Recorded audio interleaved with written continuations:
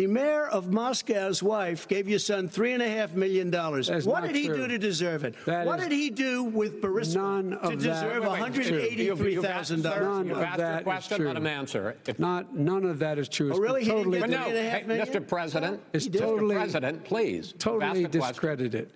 Totally discredited. And by the way, well, wait, he didn't get $3.5 million, Joe? Mr. Vice, he got $3.5 million. That is not true. Oh, really? Mr. President, it's an open discussion, please. It's a fact. Well, you have raised an issue. Let the Vice President answer. Discredited. Did Burisma pay him $183,000 a month with no experience in energy? Mr. President, my son did nothing wrong at Burisma. I think he did. Mr. President, let him answer. The amount of information that's coming out is truly astonishing with these Twitter files.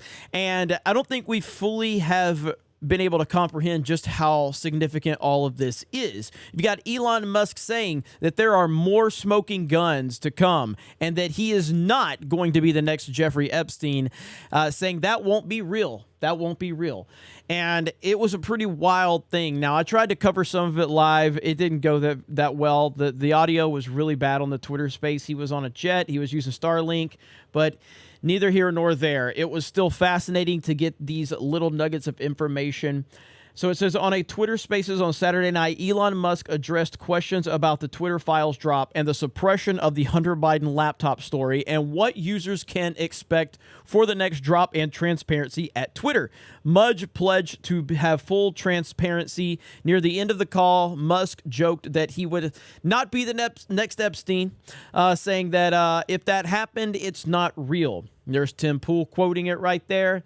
It says, this is in reference to the idea that he has so much information to reveal that it's dangerous to powerful people who may prefer to have him permanently out of the way. The conversation with Musk was surprisingly candid, and he answered questions while in flight. He addressed what led him to buy Twitter, and then he talks about that, but as to the reason why, it had everything to do with encroaching limits on free speech, which we kind of already knew that based on what he was saying. Is there any way to get a sneak peek on what we can expect in the next Twitter files drop? He was asked. Let me go over to this right here. So ALX asked this, says, Elon Musk tells me he will release all Twitter files, including all requests from the Biden campaign and DNC to censor individual users. Both past and present future requests should be made public. Here's the clip. I'm going to shut up so I can elevate the audio because it's not that loud. Yeah, I was just wondering if all accounts that were requested to have things taken down by the DNC and by the Biden campaign, even ones that have nothing to do with the Hunter Biden laptop, if they will also be released. Yes, the intent is to release all the files. So there's not like anything that's hidden or anything. Yeah, we can hear you now. Yeah, you cut out. Yeah, you cut out for a second while you were answering Alex. I mean, I think this is like whatever Stasi files or Truth and Reconciliation, like Nelson Mandela would say. It's if you want reconciliation, there must be truth. So that's the intent here. Intent here is to just make it clear what was happening and provide transparency about the past, and in doing so, to build trust about the future. Awesome. So do you think that Twitter could also have an automatic notification if anyone was, say, if their account was requested content taken down? Do you think there could be something like that implemented? Yeah, I mean, you mean if if a government has a takedown request or something like that? Yeah. If a government says, "Hey, we want you censored," I mean, I think even Germany would let you know, right? So why doesn't America? Yeah. Or with James Woods, for example, how his content was, they requested his content be removed. Say if that happened from the Biden campaign. I think both past and future requests should be made public. And sunshine is a great disinfectant, and so if he is like it should, if they request content takedowns that are embarrassing, then they'll be less likely to request those content takedowns. You know, at the end of the day, Twitter, it doesn't have a choice but to abide by the laws. So that's something that he has said a few times. Twitter has to abide by the laws of the country.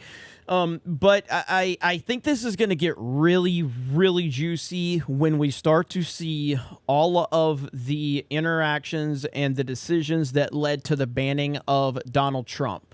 I think it's going to be a fascinating situation to get more information on, because that was a decision that I remember when it happened, and I remember, how did this happen? How could this happen? How could this be allowed to happen? How can you ban a sitting president of the United States of America in this situation right now? How can you do this? And it's all coming back full circle now. And I can't remember her name. The lawyer, the Vagina is her name. Vajayjay, whatever her name is. We'll call her Vagina. Vagina Gad or something like that. But she was basically the top person through all of this. She was the one that was on with Jack Dorsey when he had Tim Pool on the Joe Rogan show. Vagina, that's her name. And she seems to be the one that was really pulling all of the strings at this point in time. And she's an attorney. I don't know how she still has her attorney privileges at this point in time. This is a very corrupt individual. She was the one that was behind the banning of Trump. She was the one that was behind so many of these decisions. And while Jack Dorsey, being the CEO, I've seen a lot of stories that were basically trying to give him a pass. Well, he didn't know. He wasn't aware of this. He was the CEO. You're in charge. It all falls on you. You were the guy. You were the person that was at the head of the company, and all of this stuff was happening under your watch. It's on you. So he does not get a pass. Not even remotely close should he get a pass. And I've seen a lot of people trying to give him a pass. He doesn't deserve a pass at all. So this situation is only getting started. We're only getting small pieces of information. It's going to be significantly worse, in my opinion. I don't think we've seen everything at all. I think we've just gotten this part started. And once we start getting into the details of why President Trump was banned and how those decisions went about, that's going to be some really, really juicy stuff. All of this is very bad for the Democrats and Joe Biden, 100%. This is all very bad for them. And I can't wait to see how this continues to play out. So I appreciate it. I hope you all are enjoying all the content over here. Have a great day. We appreciate it. And we will talk to you later.